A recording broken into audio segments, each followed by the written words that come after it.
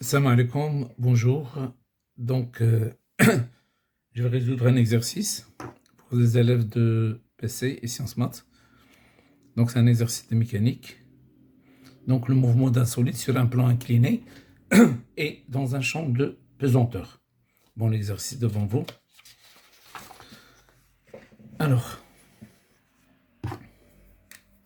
mouvement d'un solide sur un plan incliné et dans le champ de pesanteur. Un solide S de masse petit m assimilable à un point matériel est libéré d'un point A sans vitesse initiale. Il glisse sur le plan incliné AB sans frottement et arrive en B avec une vitesse VB, puis effectue un mouvement parabolique dans le champ de pesanteur et tombe sur le plan incliné CD en un point M. Donc il tombe au point M, le plan incliné CD. Alors les données, alpha 30 degrés, BC, la distance BC, il est noté H 20 mètres, G 10 mètres seconde moins 2. Première question, on note grand L, la distance AB, la distance parcourue sur le plan incliné.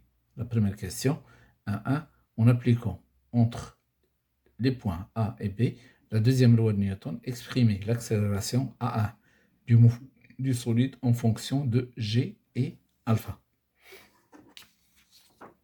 Donc, nous avons le plan incliné.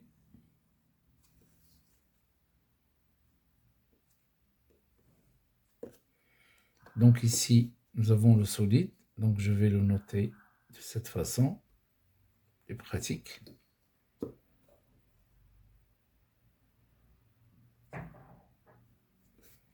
Alors je vais choisir un axe. Donc un repère. Ça c'est l'axe, je vais le noter exprime. Et ici, un axe qui est perpendiculaire.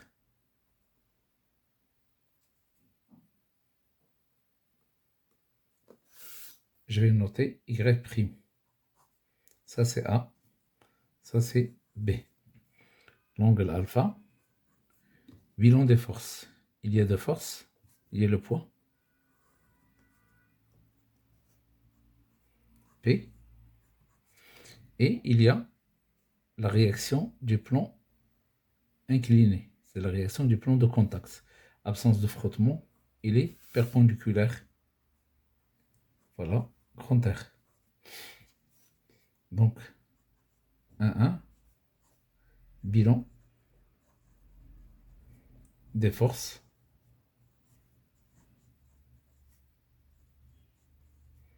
exercées sur le corps S.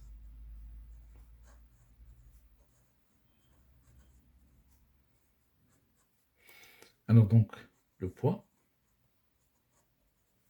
P et R. La réaction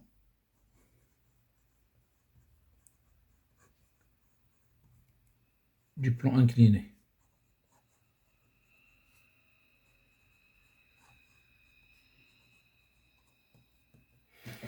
Alors, deuxième loi de Newton. Deuxième loi de Newton.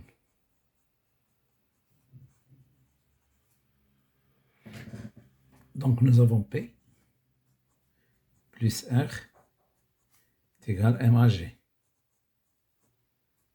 Est égal M A. Voilà noter AA. Projection. Projection sur OX. A exprime. L'axe A exprime. Donc, PX plus RX est égal MA1X est égal MA1. Alors, Rx égale à 0 parce que R est perpendiculaire à OX. Alors, PX.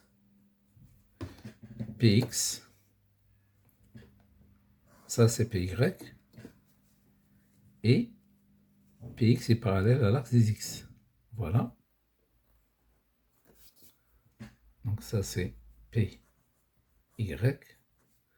Ça c'est l'angle alpha, c'est le même que celui-là. Et celle-là c'est PX. Je peux aussi la noter ici. Voilà. Le Px.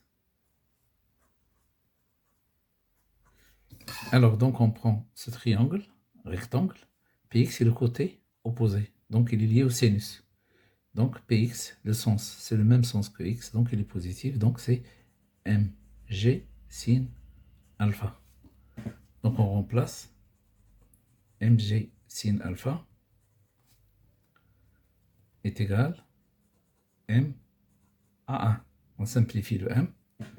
Donc, a1 est égal g sinus alpha. Voilà l'expression de A1. Donc, la première question, c'est exprimer l'accélération 1 du mouvement solide en fonction de G et alpha. 1, 2. Déduire VB1 en fonction de L, G, alpha.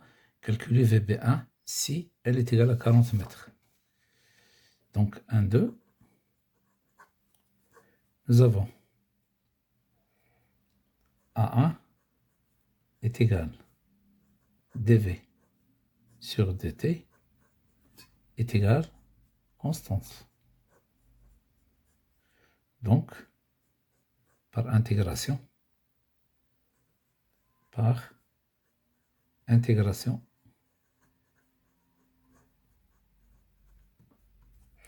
alors V est égal à 1T plus V0. Ça, c'est l'équation de la vitesse. Alors, maintenant, V est égal d de x sur dt est égal à 1t plus v0. Donc, intégration. Alors, on cherche x. X, donc on va multiplier ici par t. A1 t carré. On va multiplier par t v0t. Et on ajoute une constante x0. Et on divise par la puissance 2. La puissance, c'est 1. La puissance ici, c'est 0. Donc, 1 demi, 1. Donc, ça, c'est l'équation de la vitesse. Ça, c'est l'équation horaire. Alors, on cherche l'équation indépendante du temps. On cherche l'équation indépendante du temps.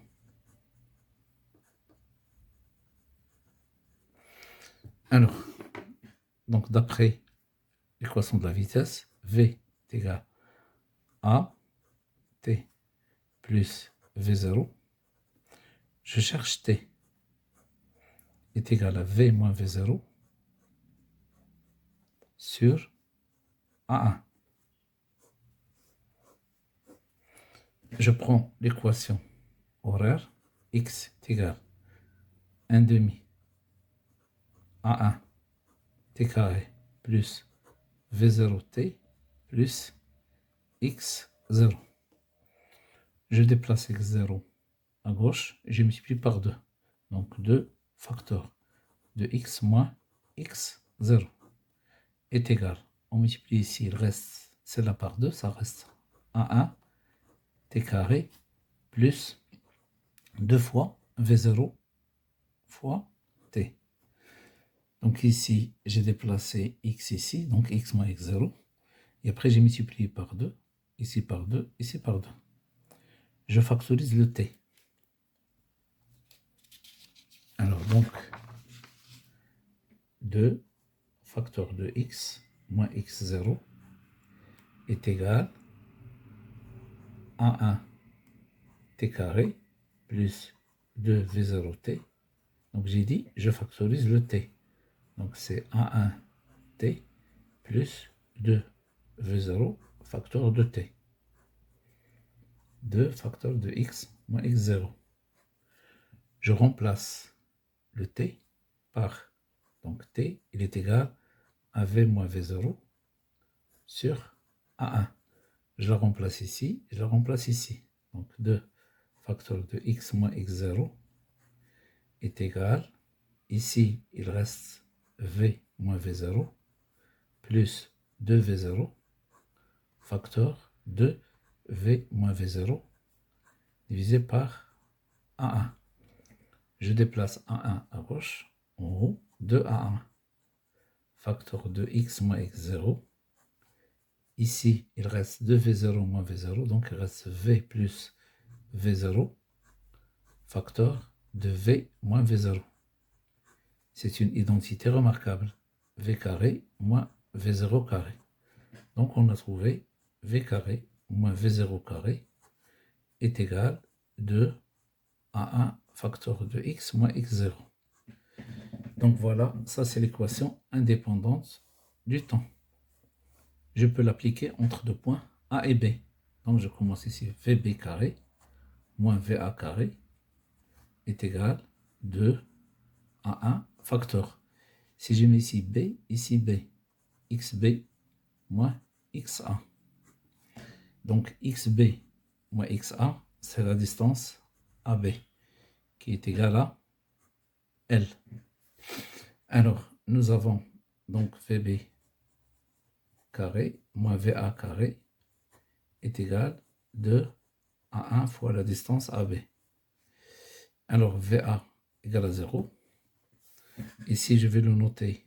Donc, VB, alors on va le noter VB1. Voilà.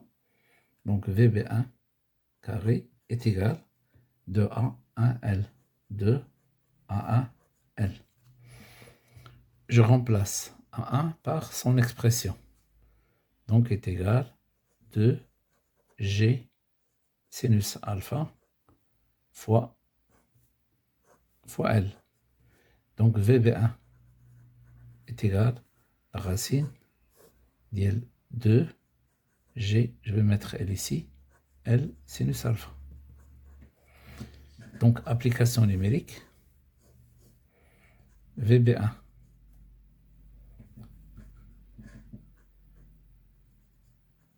est égal, donc G c'est 10, donc c'est 2 fois 10 fois le L. Alors, donc, ils nous ont donné L, c'est 40, fois 0,5, la racine. Donc, ça donne la racine de 400. La racine de 400. Donc, V1 est égal à 20 mètres par seconde. Alors maintenant, la question 2. Le mouvement de chute parabolique est étudié dans le repère BX, BY. Alors, montrer que l'équation de la trajectoire est. Donc maintenant, on va étudier le mouvement dans le champ parabolique. Donc deuxièmement, mouvement dans le champ parabolique. Alors donc, nous avons ici l'axe des X, l'axe des Y, le plan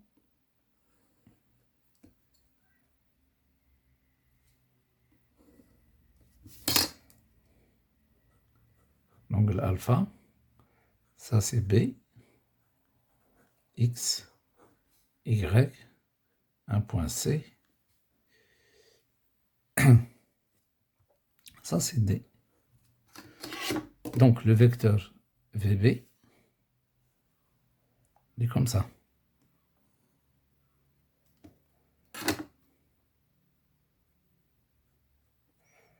Ça c'est VB1. Donc le mouvement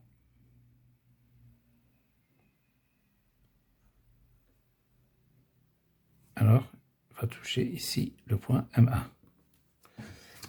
Alors ils nous ont donné la distance BC, il est noté H.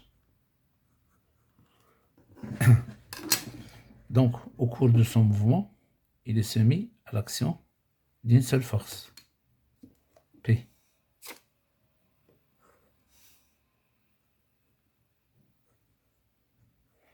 Alors, P est égal à mg, je représente ici le vecteur champ de pesanteur, G.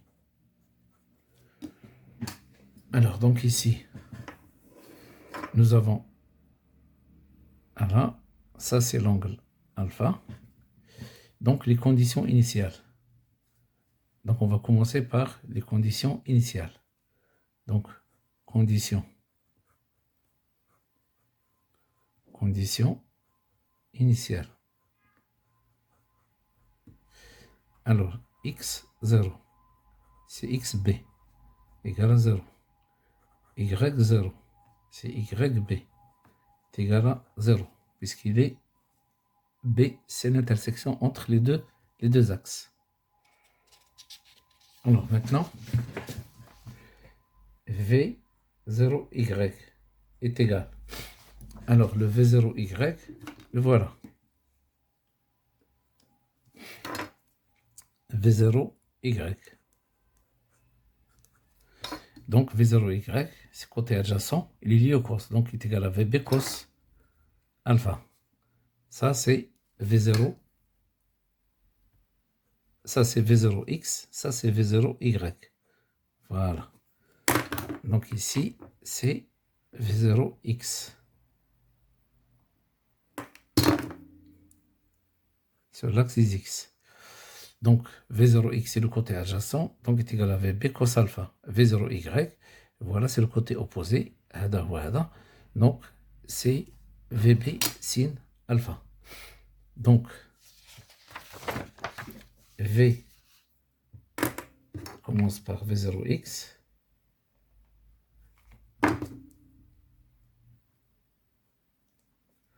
C'est VB1 cos alpha.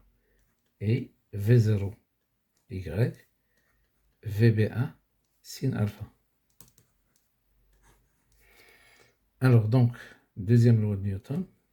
Deuxième loi de Newton. Donc il y a une seule force, P est égal à MAG. Donc est égal à MA. Je remplace P par MG, donc est égal à MA. Je simplifie le M, donc A est égal à G. Alors maintenant, donc A est égal à G, puisque G est perpendiculaire à X, donc A est perpendiculaire à X. Donc A perpendiculaire à OX et A parallèle à OY. Donc AX égale à 0, AY est égal à G dans le même sens. Alors AX c'est quoi? AX c'est dVx sur dt est égal à 0. Donc automatiquement Vx égale constante est égal V0x. Donc Vx est égal VB1 cos alpha. VB1 cos alpha. Alors A. Alors maintenant, on sait que Vx est égal d2x sur dt. Donc est égal à VB1 cos alpha. Par intégration, je cherche x. Donc je le multiplie par t. Donc x est égal à VB1 cos alpha fois t plus x0. x0 égale à 0. Donc x est égal à VB1 cos alpha, le tout fois t. Alors, l'équation horaire sur l'axe des x. Alors maintenant, AY est égal à dVy sur dt est égal à G. Donc, par intégration, Vy est égal à G fois T plus V0Y. Je remplace V0Y par VB1 sinus alpha. Donc, Vy est égal à G fois T plus VB1 sin alpha. Donc là, c'est l'équation de la vitesse. Alors, on sait que Vy est égal à d de y sur dt. Donc, est égal à G fois T plus VB1 sin alpha. Par intégration, y est égal. Donc, 1 demi gt carré. Donc, on va multiplier par t, on divise par la puissance. Alors, plus VB1 sinus alpha fois t. Plus constante, y0. y0, d'après condition initiale, égale à 0. Donc, y est égal à 1 demi gt carré plus VB1 sin alpha fois t. Voilà, deuxième équation horaire. Alors, qu'est-ce qu'on va faire? D'après la première, on va éliminer le temps. D'après la première, x, c'est VB1 cos alpha fois t. Alors, je cherche t. T est égal à x sur VB1 cos alpha. Et je vais la remplacer ici et là. Donc, on remplace le t. Donc, y est égal à 1 demi g x sur VB1 cos alpha, le tout au carré. Donc, x carré, carré, carré, plus VB1 sin alpha fois x sur VB1 cos alpha. On simplifie le VB1. Sinus sur cosinus, c'est tangente. Donc, y est égal. Alors ici, c'est g fois x carré. Là, c'est 2 fois VB1 carré cos carré alpha plus tangente alpha fois x. Voilà l'équation de la trajectoire. Équation d'une trajectoire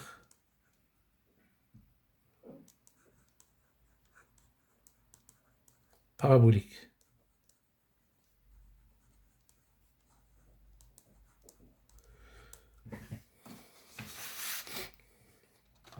Donc le voilà, gx carré sur 2 VB1 carré cos carré alpha tangente alpha x.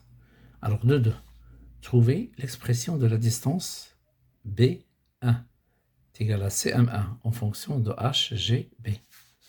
Donc je vais reprendre ici, je vais dire redessiner le schéma. Alors nous avons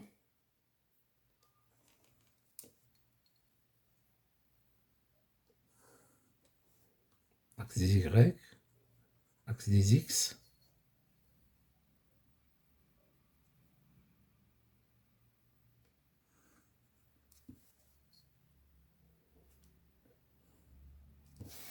ça c'est C, D, ça c'est B, ça c'est le point M. Donc nous avons la distance BC c'est H et la distance CM c'est le point M1. Alors les coordonnées du point M1, voilà, ça c'est X M1 et là c'est Y M1. Cet angle-là c'est alpha, aussi celui-là c'est alpha. Alors je vais noter ici, ce point-là c'est H. Donc, nous avons CM1, CM1 est égal à B1. Nous avons BC est égal à H. Alors l'équation de la trajectoire. Y, M1 est égal G sur 2 VB1 carré cos carré alpha fois X M1 carré plus tangente alpha fois X M1. Alors, donc, nous avons le triangle. Triangle CM1H. CM1H. Alors, dans ce triangle-là, cos de alpha est égal à HM1 divisé par CM1. HM1 divisé par CM1. Alors, la distance HM1, c'est XM1. HM1, c'est XM1. Et la distance CM1, c'est B1. Donc, cos alpha est égal X M1 sur B1. Donc, X M1 est égal à B1 cos alpha. Alors, on va la remplacer ici et là.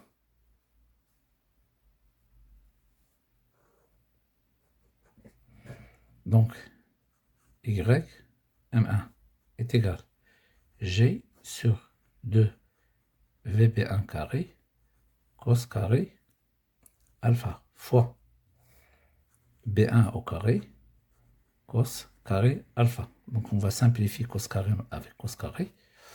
Alors plus tangente alpha fois B1 cos alpha.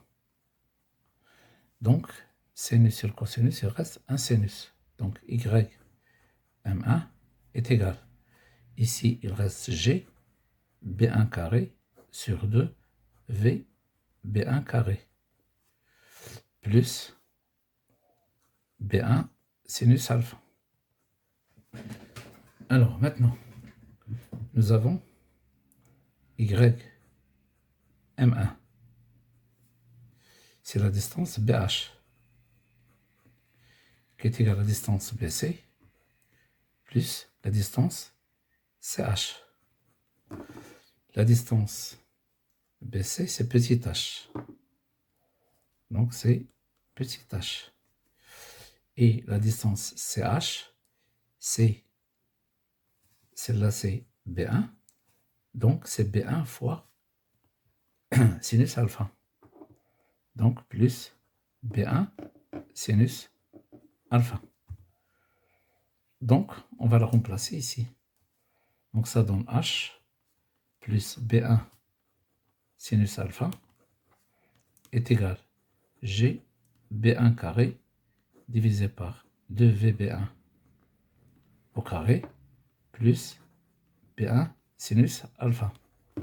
B1 sinus. On simplifie B1 sinus alpha. Qu'est-ce qu'il reste? H égale celle-là. Donc H égale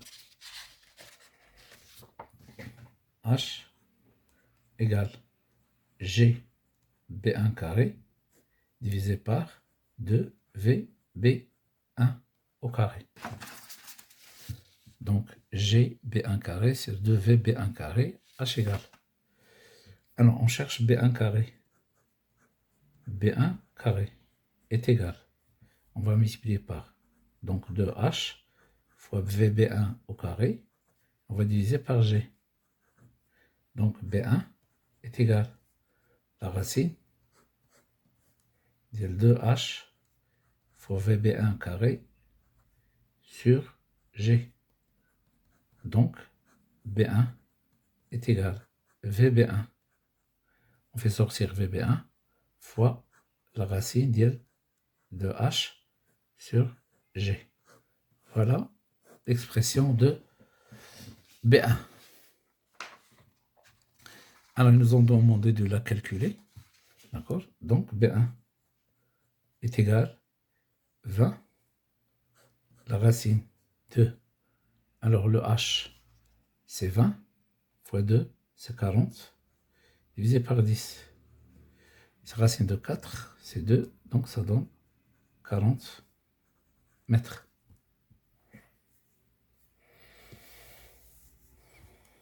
Alors, troisièmement,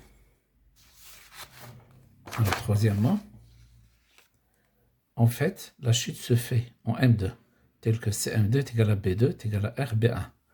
On admet que cela est dû au frottement sur le plan incliné AB. Le mouvement dans le champ de pesanteur est toujours sans frottement. Montrez que la vitesse d'arrivée de S en B, VB2 est égal à R fois VB1. Alors, puisque il y a changement de B, donc le changement de B il est dû au changement de la vitesse. Donc nous avons B1 est égal VB1 fois la racine de 2HG. Maintenant, VB2 est égal VB2 fois la racine de 2H sur G. Alors, B2 est égal R fois B1. Donc, VB2 2HG, racine, est égal R fois VB1, la racine de H sur G. On simplifie. Donc, on a VB2 est égal R fois VB1.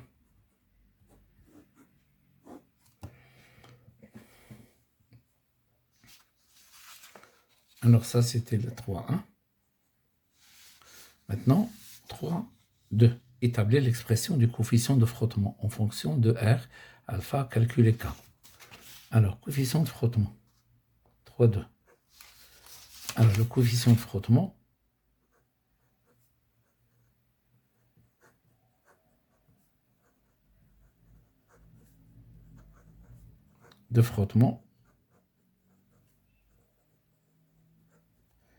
K est égal tangente phi est égal à moins Rx sur Ry.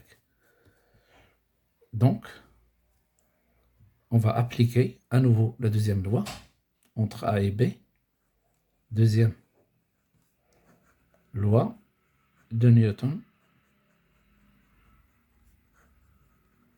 entre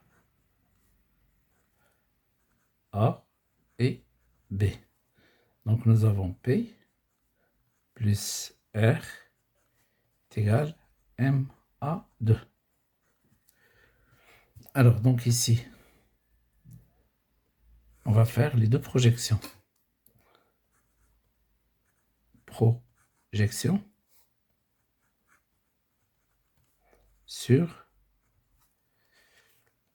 BX' sur AX', l'axe. Et là, projection sur AY'.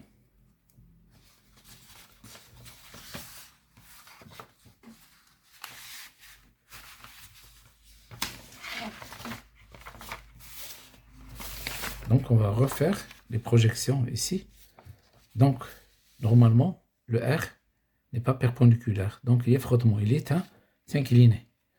Donc, ici, on va mettre Px plus Rx est égal directement MA2 X. Py plus Ry est égal MA2 Y est égal à 0.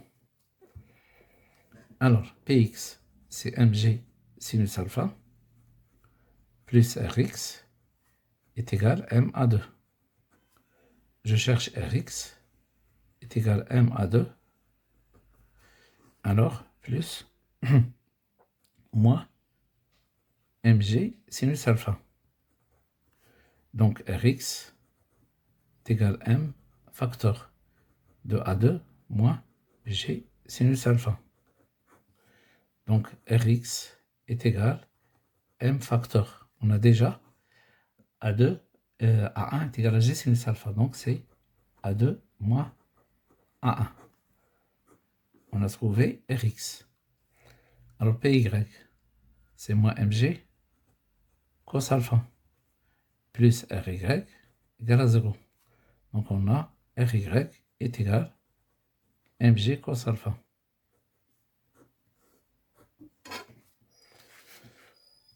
Alors, maintenant, K, c'est moins Rx sur RY. K, c'est moins Rx sur RY. C'est-à-dire, ici, c'est MG cos alpha. Et là, c'est moins M facteur de A2 moins A1. On simplifie le M. Donc, K est égal. On introduit le signe moins. C'est A1 moins A2 sur G cos alpha. Je factorise A1. Donc, K est égal à 1 divisé par G cos alpha facteur de 1 moins A2 sur A1. Bon, nous avons déjà démontré l'équation indépendante du temps. Nous avons démontré que VB1 carré est égal à 2 A1 fois L. Et VB2 carré, on peut aussi l'appliquer 2 à 2 fois la distance L. Alors, donc ici, on divise VB2 sur VB1. VB2 carré sur VB1 carré est égal à 2 sur A1. Donc, A2 sur A1 est égal à VB2 sur VB1, le tout au carré. On a déjà démontré que, on sait que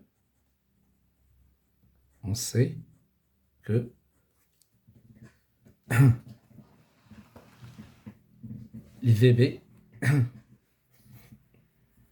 donc on a déjà démontré, on sait que VB2 est égal à R fois VB1.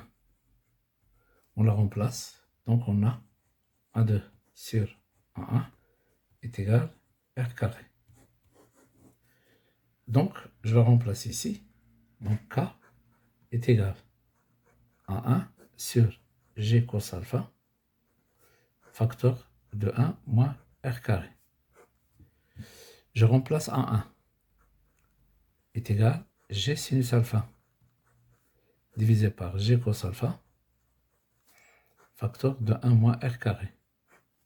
On simplifie le G, donc K est égal à sinus sur cosinus tangente, donc 1 moins R carré fois tangente alpha. Alors, on calcule la valeur de K. Nous avons R est égal à 90, 0,90. Donc, nous avons alpha 30 degrés et